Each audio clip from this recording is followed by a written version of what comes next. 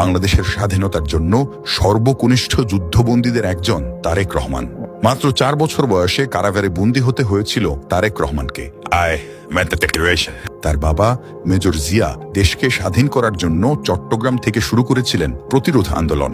সেই অপরাধে মায়ের সাথে তারেক রহমানকে বন্দী করেছিল পাকিস্তানিরা। বয়স 15 না হতেই বাবাকে হারান তিনি। তারেক রহমানের মতো দেশের খুব কম রাজনীতিবিদই এত শারীরিক ও মানসিক নির্যাতনের মধ্য দিয়ে গিয়েছেন। বাবাকে হারিয়ে এতিম হয়েছেন, ভাইকে হারিয়েছেন, মমতাময়ী অসুস্থ মাকে কারারুদ্ধ দেখার দুঃসহ যন্ত্রণায় কাটিয়েছেন বছরের পর বছর।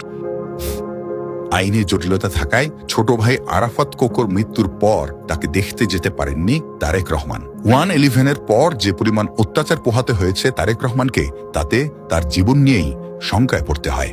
যে পরিবারকে 1971 সালে পাকিস্তানি বাহিনীর নির্যাতন সহ্য করতে হয়েছিল, 10 বছর পর যে পরিবারের কর্তাকে খুন করা হয় নির্মমভাবে, সে পরিবারটি 80-র দশক জুড়ে স্বৈরাচারী শাসনের তোপের মধ্যে পড়ে। রাজনৈতিক রোষানলের কারণে দীর্ঘদিন এই পরিবারটি ছিল একে অপরের কাছ থেকে বিচ্ছিন্ন।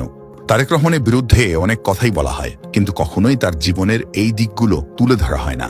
সারা জীবন স্রোতের বিপরীতে সাঁতার কেটেছেন তিনি। নাটকীয় সব ঘটনায় তার জীবন পূর্ণ, যেখানে ত্যাগ আর বঞ্চনাই বেশি।